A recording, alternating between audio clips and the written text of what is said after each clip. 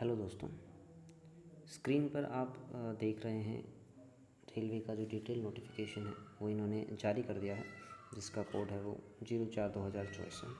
ये जो detail advertisement है ये इन्होंने अभी निकाला है। जो शॉर्ट नोटिस है उस पर वीडियो है मैं बना चुका हूँ।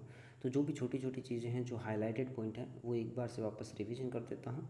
और जो पॉइंट्स पिछले वीडियोस के अंदर नहीं थे डिटेल्ड नोटिफिकेशन में जो आए हैं नई चीज़ें, वो मैं आपको बता देता हूँ। पोस्ट हैं वो 713 पोस्ट हैं वो रहने वाली हैं। ओपनिंग डेट 17 तारीख रहेगी। क्लोजिंग डेट है वो क्या रहने वाली है, 16 सितंबर आपकी रहने वाली है। दूसरी बात ये इन्होंने यहाँ पे कहा है कि ये क्या देंगे, मॉडिफिकेशन का टाइम है वो देंगे आपको। ठीक है, थोड़ा बहुत एडिटेशन वगैरह आप कर सकते हैं, तो उसके अंदर आपको 17 तारीख से लेकर 26 सितंबर के बीच में टाइम है वो देने वाले हैं। इसके अंदर एक इन्होंने पॉइंट दिया है कि जो कैंडिडेट्स वेट कर रहे हैं अपने रिजल्ट्स का, वो यहाँ पर एलिजिबल नहीं है, चाहे वो एजुकेशनल हो, टेक्निकल हो या प्रोफेशनल हो। कोई भी क्वालिफिकेशन का अगर आप वेट कर रहे हैं, अगर आपके पास अभी इस टाइम पर नहीं है, अगर आप वेट कर रहे हैं तो आप एलिजिबल नहीं हैं, ये आरआरबी का कहना है। पॉइंट इन्होंने दिया है कि आरआरबी के अंदर आप सिर्फ एक, ठीक है, candidates can choose only one RRB and indicate their preferences for railway zone, यानी कि आपको सिर्फ एक ही रेलवे जोन के अंदर अपनी वैकेंसी है वो डालना है। ठीक है, अगर आप अजमेर डाल रहे हैं तो अजमेर में ही डालें, गुवाहाटी में ना डालें। अगर आप दोनों जगह डालते हैं तो यहाँ पे इन्होंने साफ साफ कहा है कि आपका जो कैंडिडेचर है वो क्या हो जाएगा, रद्द कर दिया जाएगा। यहाँ पे इन्होंने कहा है कि जो मॉडिफिकेशन का ये टाइम देने वाले हैं 17 तारीख से 26 तारीख के बीच में, उसकी जो फ़ीस है वो क्या रहने वाली है, 250 रुपये अलग से आपके लिए से है वो चार्ज है वो किए जाने वाले हैं, है ना। उसका चार्जेस है वो अलग रहने वाला है। और डीवी और मेडिकल एग्जामिनेशन के जो शॉर्टलिस्ट कैंडिडेट होंगे वो 1/1 के रेशो के अंदर होंगे, ज़्यादा कैंडिडेट से ये नहीं लेने वाले हैं। और इन्होंने यहाँ पे ये भी कहा है कि कोई भी स्टैंड बाय लिस्ट है वो ये नहीं रखने वाले हैं। नेगेटिव मार्किंग इसके अंदर रहने वाली है, 1/3 की नेगेटिव मार्किंग आपके इसके अंदर रहेगी। और कोई भी जो एग्ज़ाम सेंटर जो आपको अलॉट होता है उसकी जो कोई भी रिक्वेस्ट है एग्ज़ाम सेंटर चेंज होने की, वो आपकी कोई भी रिक्वेस्ट है वो ये नहीं मानेंगे, है ना। जो इन्होंने कह दिया वो कह दिया। दिन इन्होंने यहाँ पे साफ कहा है कि जो सबमिट करते हैं एक से ज़्यादा अप्लीकेशन फॉर द पोस्ट, ठीक है, तो वो क्या की जाएगी, उनको रिजेक्ट कर दिया जाएगा। दूसरा इन्होंने एक और चीज़ कही है इंपॉर्टेंट, कि आपका जो कैंडिडेचर है वो तो रद्द किया ही जाएगा, लेकिन आप आगे के जो एग्ज़ाम्स हैं वो भी आप नहीं दे पाएंगे, उनसे आपको बाहर कर दिया जाएगा। और कोई भी कैंडिडेट जिसे गवर्नमेंट सर्विसेज से निकाला गया है वो भी एग्ज़ाम है वो नहीं दे सकता है। ट्रांसफ़र से रिलेटेड इन्होंने बताया है कि जैसे ही आपको ज्वाइनिंग मिलती है, आपकी पोस्टिंग होती है जिस भी रेलवे के अंदर, तो आप कोशिश कीजिए कि आप वही रेलवे चूज़ कीजिए जहाँ पे आपको जॉब करनी है, जहाँ आप करना चाहते हैं, है ना। हर किसी रेलवे में आप मत भरिए, वैकेंसी देख के अगर आप चले जाएंगे तो वहाँ पे आपको इन्होंने कहा है कि एटलीस्ट 5 से 10 साल तक आपकी सर्विस के बाद में ही ये नोटिस में लिया जाएगा, क्या चीज़, ट्रांसफ़र का। उससे पहले ये ट्रांसफ़र है वो नहीं करेंगे न्यूली अपॉइंटेड कैंडिडेट्स का। एक चीज़ यहाँ पे इन्होंने जो ट्रेन का है, ट्रेन फैसिलिटी है वो फ्री प्रोवाइड करवाने की बात कही है एससी और एसटी कैंडिडेट्स को, अगर वो रिक्वेस्ट करेंगे तो, है ना। खुद से चला के फ्री नहीं देंगे आपको, अगर आप रिक्वेस्ट डालेंगे वहाँ पर ऑनलाइन आपके पास ऑप्शन होगा, ठीक है। आपको कास्ट सर्टिफिकेट है वो आपको ऑनलाइन एप्लीकेशन में पूरा सही से अप्लाई करना पड़ेगा, उसी से आपको ये है वो मिलने वाला है। उसके अलावा जब आप जाते हैं तो आपके पास जो कम्युनिटी सर्टिफिकेट है, यानी कि जो कास्ट सर्टिफिकेट है, वो आपके पास आपको होना चाहिए, ठीक है। तो ये सब चीज़ों का आपको ध्यान रखना है। एक बार थोड़ा सा और आपको रीड इसको कर लेना है।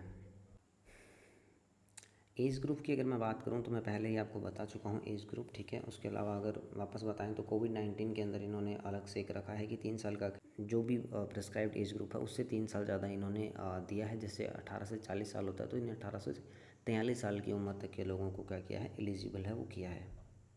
बाकी इन्होंने डिटेल कैटेगरी वाइज और सब डिवाइड किया है इसको। फ़ीस स्ट्रक्चर, ठीक है, 500 रुपये आपके लगेंगे, जिसमें से 400 रुपये हैं आपको रिफ़ंड कर दिए जाएंगे। सेम SC ST कैंडिडेट के लिए 250 रुपये लगेंगे, लेकिन उनके पूरे वापस कर दिए जाएंगे। यहाँ पे क्वेश्चन पैटर्न की अगर बात करें तो क्वेश्चन पेपर आपका 90 मिनट का रहने वाला है, जिसके अंदर 100 क्वेश्चन आपके रहेंगे। 120 मिनट का टाइम दिया जाएगा जो फिज़िकली हैंडीकैप्ड, जो फिज़िकली चैलेंज्ड पर्सन है उनको। जो मिनिमम जो क्वालिफ़िकेशन मार्क्स हैं वो क्या रहने वाले हैं, तो UR कैटेगरी के जो मिनिमम मार्क्स हैं वो क्या रहने वाले हैं, 40%। OBC और SC कैटेगरीज़ के 30% और ST कैटेगरी के 25% है वो रहने वाला है। एक चीज़ यहाँ पे और मेंशन की है, जो फिज़िकली हैंडीकैप्ड पर्सन है उनको 2 नंबर एक्स्ट्रा दिए जा सकते हैं अगर जो क्वालिफाइंग मार्क्स हैं उससे बच्चे हैं वो कम रह जाते हैं, ठीक है, सीट अगर खाली रह रही है उस कंडीशन में। सीपीटी एग्जामिनेशन के अंदर कैंडिडेट्स हैं वो उतने ही लिए जाएंगे डॉक्यूमेंट वेरिफिकेशन के लिए जितनी वैकेंसीज हैं, यानी 713 ही कैंडिडेट हैं वो शॉर्ट लिस्ट हैं वो किए जाएंगे, कोई भी स्टैंड बाय लिस्ट है वो ये नहीं रखने वाले हैं। सबसे पहले हम बात करते हैं कि क्या आपके पास एक्सपीरियंस है वो होना चाहिए। तो चाहे आपने जीएनएम की हो, चाहे आपने बीएससी नर्सिंग की हो, आपको कोई भी एक्सपीरियंस की ज़रूरत है आप नहीं है, आप सीधा अप्लाई है वो कर सकते हैं। अब बात करते हैं वैकेंसीज़ की। तो अहमदाबाद के अंदर 20 वैकेंसीज़ हैं, प्रयागराज के अंदर 22 वैकेंसीज़ हैं, अजमेर के अंदर सिर्फ 3 वैकेंसीज़ हैं, सिर्फ और सिर्फ 3 वैकेंसीज अजमेर के अंदर निकाली गई हैं। और बेंगलोर के अंदर 25 वैकेंसीज़ हैं जो इस प्रकार हैं, आप देख सकते हैं यहाँ पे। और जो भोपाल है उसके अंदर WCR के अंदर 7 वैकेंसीज़ हैं, और जो WR है उसके अंदर क्या है 11 वैकेंसीज़ हैं, टोटल 18। भुवनेश्वर के अंदर टोटल 5 वैकेंसीज़ हैं। बिलासपुर के अंदर 26 वैकेंसीज़ हैं टोटल, जो CR और SECR के अंदर इक्वली डिवाइडेड है। चंडीगढ़ के अंदर कोई भी नर्सिंग सुपरिटेंडेंट की वैकेंसी है वो नहीं है। RRB चेन्नई के अंदर अगर बात करें तो 58 वैकेंसीज़ हैं। और गोरखपुर के अंदर भी काफ़ी वैकेंसीज़ हैं, आपकी 73 वैकेंसीज़ देखने को मिल रही हैं। गुवाहाटी के अंदर 52 वैकेंसीज़ हैं। जम्मू और जो श्रीनगर है, ठीक है, वहाँ पे 4 वैकेंसीज़ हैं टोटल नर्सिंग सुपरिटेंडेंट की। कोलकाता के अंदर काफ़ी वैकेंसीज़ हैं, ठीक है। ER के अंदर 72 है, SER के अंदर 53 और मेट्रो के अंदर सिर्फ 2 वैकेंसीज़ हैं।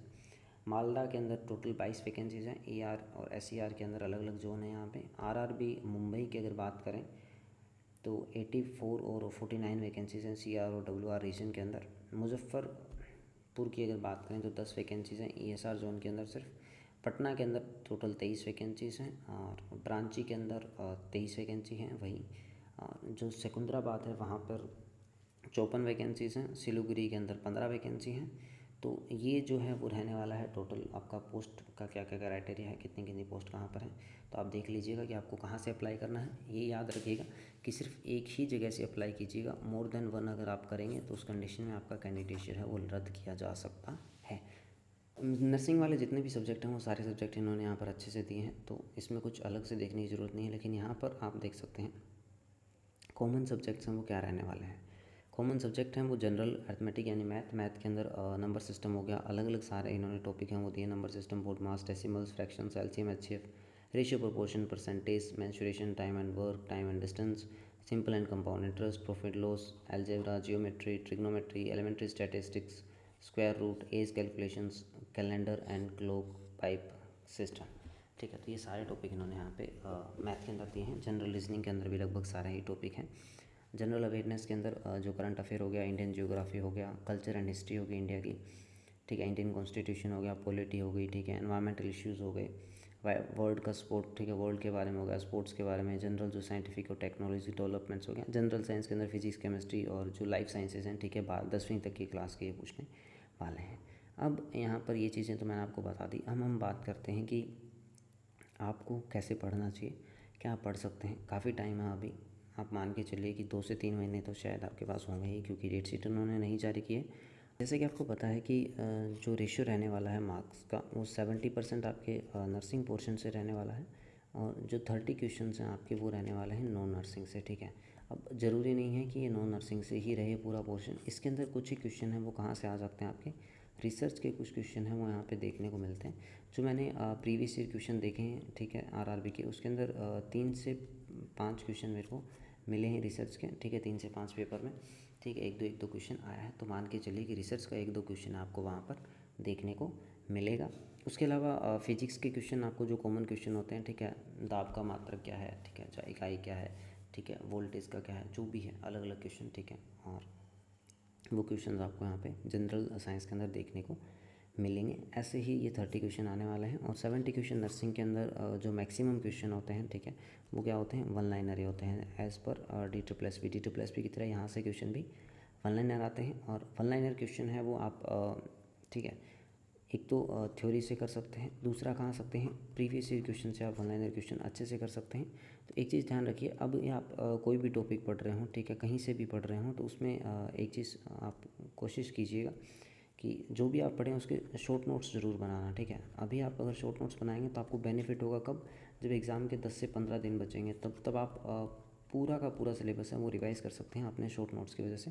अदरवाइज़ आपको वही वापस से पूरा थ्योरी है वो पढ़ना पड़ेगा, और जिसमें बहुत ज़्यादा टाइम लगता है, टाइम कंज्यूमिंग प्रोसेस होती है। तो जो टाइम देना होता है वो प्रॉपर टाइम उन सब्जेक्ट्स को नहीं दिया जाता जहाँ देना चाहिए, तो वो आपको ध्यान रखना है। अब हम बात करते हैं नॉन नर्सिंग पोर्शन के अंदर, ठीक है। नर्सिंग के अंदर और बुक्स आप वही पी आर यादव बुक आप पढ़ सकते हैं, ठीक है। इतना डीप में नहीं आता है तो सॉन्डर्स वगैरह पढ़ने की ज़रूरत नहीं है, लेकिन पी आर यादव अगर आप पढ़ो तो आपकी अच्छे से होनी चाहिए। ऐसा नहीं है कि आपने एक बार बस रिवीजन मार लिया ऊपर ऊपर से, वो चीज़ नहीं है। अगर आपका बेसिक क्लियर है, फिर आप पी आर यादव की थ्योरी करते हैं, फिर आप पी आर यादव के क्वेश्चन करते हैं, तो उस कंडीशन में आपके मान के चलिए कि जो 70 से 80% पेपर है वो यहाँ से आपको देखने को मिल जाएगा पी आर यादव से, है ना। अब हम बात करते हैं नॉन नर्सिंग के अंदर, और नॉन नर्सिंग के अंदर मैं जो बात करने वाला हूँ मैथ की करने वाला हूँ। मैथ के क्वेश्चन मैं आपको दिखा रहा हूँ यहाँ पर, कुछ क्वेश्चन जो प्रीवियस ईयर क्वेश्चन हैं वो मैंने लिए हैं, ठीक है। 2019 के एग्ज़ाम के, ठीक है, अलग अलग शिफ्ट के 20 और 21 तारीख के 2 शिफ्ट के पेपर हैं वो मैंने लिए हैं, उनसे मैथ और इनके क्वेश्चन मैंने उठाए हैं, ठीक है। स्क्रीन पर आप मैथ का क्वेश्चन देख रहे हैं, 2019 की शिफ्ट का ये क्वेश्चन है, ठीक है। इसके अंदर पूछा है, ठीक है, सिंपल सा क्वेश्चन है। एसजीपीजी का अगर आपने अभी एग्ज़ाम दिया हो, अभी पीछे जो एसजीपीजी का एग्ज़ाम हुआ था वो अगर आपने दिया है तो उसके अंदर ये सेम क्वेश्चन है, वो था सेम, मतलब नंबर अलग थे, क्वेश्चन यही था, पैटर्न यही था क्वेश्चन का। इन्होंने पूछा है कि 329 जो नंबर है उसको किसी एक नंबर से डिवाइड करते हैं एक्स से, ठीक है, तो हमें क्या मिलता है 46 अब एज ए रिमाइंडर बचता है, ठीक है। तो मान लीजिए कि जैसे 18 में 4 का अपने भाग देते हैं तो 4 चौके 16, ठीक है। तो यहाँ जो 2 बचता है ना, इसको रिमाइंडर बोलते हैं, ठीक है। ये चीज़ ध्यान रखना, अगर किसी को नहीं पता हो तो बता देता हूँ, है ना। तो ये जो 2 नंबर बचता है इसको रिमाइंडर बोलते हैं। तो वैसे 46 बच रहा है, ठीक है, और अगर उसी सेम नंबर को अपने 47 से डिवाइड करें तो जो रिमाइंडर है वो क्या बचेगा, ये पूछना चाह रहा है। तो ऐसे क्वेश्चन करने का एकदम सिंपल सी चीज़ है, ठीक है, मैं आपको बताता हूँ, बहुत सिंपल है, ठीक है। आपको क्या करना है, 329 में या तो सीधा का सीधा आपको क्या जोड़ लेना है, 46 आपको क्या कर लेना है, इसके अंदर ऐड कर लेना है। तो जब इस नंबर को आप ऐड करोगे तो यहाँ पे 9 6 15, 4 2 6 1 7 और 375 आएगा। अब क्या करना है, 375 को आपको सिंपली क्या करना है, 47 से डिवाइड कर देना है, ठीक है।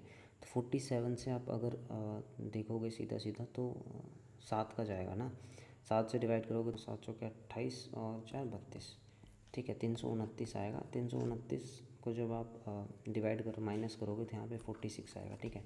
तो यहाँ पे जो रिमाइंडर है वो बचेगा, वो क्या बचेगा, 46 ही वो रिमाइंडर है वो क्या बचने वाला है इसके अंदर, ठीक है। तो आंसर क्या जाएगा, 46 जाएगा।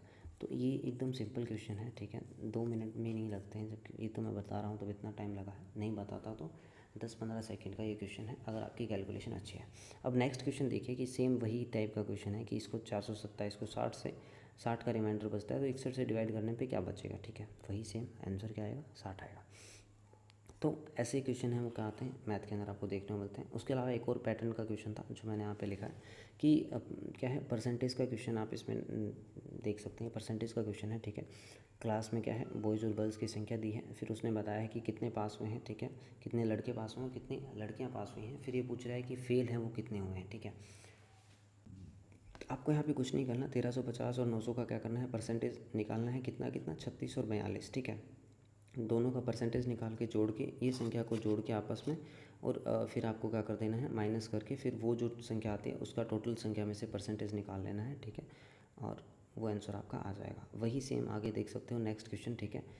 कितने सिमिलर क्वेश्चन, आप ये चीज़ देखिए कि 42% यहाँ दिया है, 36 यहाँ दिया है, 42% यहाँ दिया है, 36 यहाँ दिया है ना। तो ये चीज़ मैं आपको बताना चाह रहा हूँ कि इतने सिमिलर क्वेश्चन आते हैं मैथ के अंदर कि आप आसानी से उनको कर सकते हैं, और आंसर भी आप देखिए कि आंसर भी सेम ही आ रहे हैं इनके, कुछ अलग नहीं आ रहे हैं।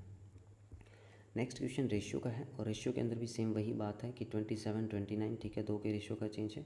41 43 2 के रेशियो का चेंज है, ठीक है। 1:1 बनाना है, यहाँ पर भी 1:1 बनाना है, ठीक है। सेम चीज़ रहने वाली है, सेम आंसर आने वाला है, आप निकाल के देख लीजिएगा, 90 आंसर आपका इसके अंदर आने वाला है, ठीक है। मैं सिर्फ क्वेश्चन दिखा रहा हूँ आपको कि किस टाइप के क्वेश्चन है वो आते हैं। अब यहाँ पे एक क्वेश्चन है कि ये रीजनिंग का क्वेश्चन है, ठीक है, और ऐसा ही सेम क्वेश्चन 4 एग्ज़ाम में मैंने देखा है, ठीक है। ये क्वेश्चन इस टाइप का क्वेश्चन एग्ज़ाम के अंदर आता है, तो ये भी आप इस टाइप के क्वेश्चन है वो कर लीजिएगा, ठीक है। तो ये कुछ ऐसे टाइप हैं जो आपके ठीक है एग्ज़ाम के अंदर कॉमनली देखने को मिल रहे हैं और रिपीट हो रहे हैं, ठीक है। तो आपको फोकस किन चीज़ों पे करना है, यही चीज़ें जो टॉपिक्स इन्होंने बताए हैं उनको अच्छे से करना है। कोई बहुत ज़्यादा हार्ड क्वेश्चन नहीं आने वाले हैं, सिंपल क्वेश्चन आते हैं, ठीक है। और ठीक है, थोड़ा सा अगर आप फोकस कर लेंगे, ठीक है, मैथ और रीजनिंग के जो टॉपिक हैं उन पे, ठीक है, तो आप आराम से वो स्कोर है वो कर सकते हैं, ठीक है। हालांकि मैथ का सिलेबस इन्होंने कुछ ज़्यादा ही मतलब ज़्यादा दिया है, पूरा सिलेबस दे दिया, ट्रिग्नोमेट्री, ठीक है, मेंसुरेशन, एवरेज वगैरह सब दे दिए, ठीक है। हालांकि उनसे क्वेश्चन बहुत रेयरली पूछा जाता है, चांसेस नहीं है, लेकिन आपको देखो सिलेबस में दिया है, पढ़ना है।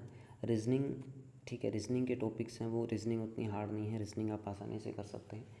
रीजनिंग के जो कुछ क्वेश्चन है वो मैं क्या करता हूँ, PYQs या फिर जो अदर जो एग्ज़ाम है जैसे DTPLSB में जो क्वेश्चन हैं वो आए हुए हैं, उनके जो PYQs के जो प्लेलिस्ट है वो मैं क्या कर दूँगा, मेंशन कर दूँगा। और उसके अलावा अगर आप सीधा जाना चाहते हैं तो प्लस माइनस करके एक चैनल है, वहाँ पर आपको मैथ के, GK के, पॉलिटी के, ठीक है, GK के अंदर जो पॉलिटी है, करंट अफेयर है, उनके जो क्वेश्चंस हैं जो प्रीवियस ईयर एग्जाम में आते हैं, DTPLSB के जो 2024 के एग्ज़ाम हुए हैं पीछे, ठीक है, अभी पीछे जो एग्ज़ाम हुए हैं जुलाई के अंदर और जून के अंदर, उनके पेपर आपको वहाँ पे मिल जाएंगे, ठीक है। उसके अलावा और जितने भी एग्ज़ाम हो रहे हैं उनके पेपर आपको वहाँ पर मिल जाएंगे, ठीक है। नर्सिंग फील्ड की नहीं बता रहा हूँ, सिर्फ मैथ, रीजनिंग और इनकी बता रहा हूँ, ठीक है। तो ये चैनल आप चेकआउट कर सकते हैं, लिंक आपको डिस्क्रिप्शन में मिल जाएगा, और वहाँ से आप रीजनिंग और मैथ है वो आसानी से कर सकते हैं।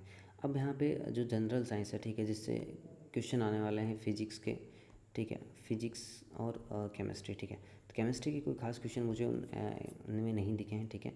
फिजिक्स के क्वेश्चन हैं वो 3 से 4 क्वेश्चन है वो हर पेपर में देखने को मिले, और उसके अंदर भी वही सेम कि जैसे किसी की इकाई पूछ लिया, किसी का फॉर्मूला पूछ लिया, ठीक है, जो बेसिक चीज़ें हैं, ठीक है, बेसिक जो लॉ आपने पढ़े हैं वही ये पूछ रहा है, कोई खास फिजिक्स का कुछ अलग से नहीं पूछ रहे हैं, ठीक है।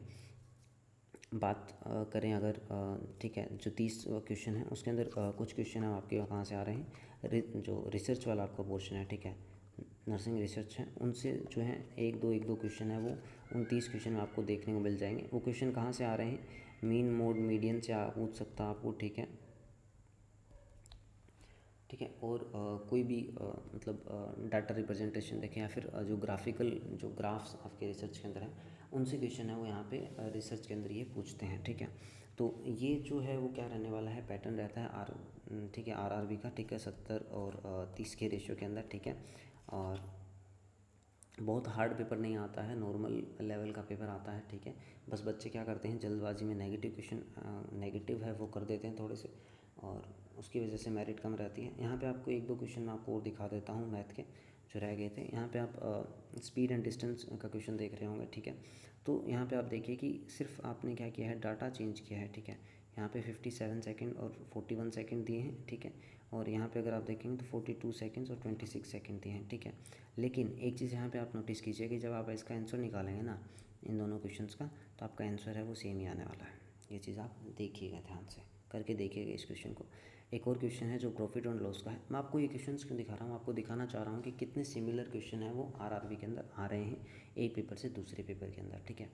और ऐसा ही DSSB के अंदर होता है, लेकिन DSSB के अंदर आंसर चेंज होते हैं। यहाँ पे तो ये आंसर भी चेंज नहीं कर रहे हैं, सेम से ही आंसर आ रहे हैं, थोड़ा बहुत फ़र्क पड़ रहा है ना। यहाँ पे कोई इंसान है वो एक CPU को बेचता है 5,400 रुपये में, 15% का प्रॉफिट लेता है, और उसको अगर 25% का प्रॉफिट लेना हो तो वो कीमत है वो उसकी क्या रहने वाली है, ठीक है। तो यहाँ पे ये क्वेश्चन आप करके देखिएगा, ठीक है, बहुत ईजी क्वेश्चन है। अब नेक्स्ट क्वेश्चन देखिए कि 7,015 में कोई CPU बेच रहा है, ठीक है, 15% का प्रॉफिट ले रहा है, 25% का लेना है तो वो कितने में बेचेगा, ठीक है। इसका आंसर शायद 7,725 है, आप एक बार देख लीजिएगा, और इसका शायद 5,875 है। एक बार कंफर्म कर लीजिएगा, मुझे याद नहीं है ना, मैंने क्वेश्चन किए थे ये। एक चीज़ यहाँ पे ये देखिए कि 2 बैल हैं वो रिंग कर रही हैं 51 और 62 सेकेंड के अंतराल से, ठीक है, और 10 बजे जो है सुबह के, ठीक है। तो ये बोल रहा है कि कितने सेकंड्स बाद में वो क्या करेंगे, एक दूसरे के साथ में वापस हैं वो क्या करेंगे, ठीक है, एक साथ में बजेंगे, ठीक है। तो इस क्वेश्चन को मैं आपको एक करने का तरीका बताता हूँ, ठीक है। आपको क्या करना है, दोनों क्वेश्चन को क्या करना है, टुकड़ों में तोड़ देना है, जो भी आपकी वैल्यू दी गई है, ठीक है। 17 दिया हुआ है तो 3 × 17 आप लिख सकते हैं, ठीक है। दूसरा जो 62 दिया है, ठीक है, 62 को क्या कर लिया, 2 × 1 क्या होगा, 31 दूनी 62, ठीक है। अब इसको और डिवाइड आप नहीं कर सकते हैं ना, तो अब इसको क्या करना है, इनको आपको इसमें क्या कर देना है, मल्टीप्लाई है वो कर देना है, ठीक है। और ये जो मल्टीप्लिकेशन के बाद में जो आंसर आएगा वो करेक्ट होगा, ठीक है। लेकिन एक चीज़ ध्यान रखना कि यहाँ पे अगर मल्टीप्लिकेशन ये आता है, ठीक है, 2 2 × 3 × ऐसे करके, तो उसमें थोड़ा सा चेंज रहेगा। तो एक बार उसमें डिटेल आप एक बार वीडियो देख लीजिएगा। अगर सिंपल आ रहा है तो यहाँ पे आप सीधा मल्टीप्लाई कर देंगे, आपका आंसर आ जाएगा। सेम यही रहने वाला है, ठीक है। इस क्वेश्चन के अंदर भी आपको कुछ नहीं करना है। 2 इंटू 23 हो गया 23 दूनी 46 और 78 का हो गया 39 दूनी 78, ठीक है, 39 इंटू में 2, ठीक है। तो इसमें जो रहने वाला है वो क्या रहने वाला है, 23 इंटू 39 इंटू में 2, ये आपका है वो रहने वाला है, ठीक है। 9 3 27 7 दूनी 14, ठीक है, इंटू में 2। तो यहाँ पे जो 2 कॉमन है वो क्या हो जाएगा, यहाँ पे इधर आ जाएगा, ठीक है। ये चेंजेस हैं वो रहते हैं, ठीक है। और बाकी एक बार आप कंफर्म कर लीजिएगा। ये क्वेश्चन जो मैंने आपको दिखाया था, वापस एक और क्वेश्चन आप देख सकते हैं यहाँ पे उसी टाइप का, ठीक है। वही दिखाना चाह रहा हूँ कि सिमिलर क्वेश्चन आते हैं अलग अलग एग्ज़ाम के अंदर, कुछ जो शिफ्ट के हिसाब से वो क्वेश्चन ये चेंज है वो नहीं करते हैं। तो ये था आरआरबी के अंदर थोड़ा सा डिटेल में मेरी जो चीज़ें हैं, जो चीज़ें मैंने अभी तक देखी हैं उस हिसाब से। उसके अलावा अगर आपको लगता है कि मैंने कुछ गलत बताया है तो एक बार कमेंट में मेंशन ज़रूर कर दीजिएगा, क्योंकि हो सकता है कि आपने वो चीज़ पकड़ ली हो, कोई और बच्चा नहीं पकड़ पाया हो, और हो सकता है मैंने कुछ गलत बता दिया हो, तो करेक्ट कर दीजिएगा। वीडियो अगर अच्छा लगा हो तो लाइक कर दीजिएगा। और चलिए, मैं मिलता हूँ आपको अगले वीडियो में, और तब तक के लिए बाय बाय, टेक केयर।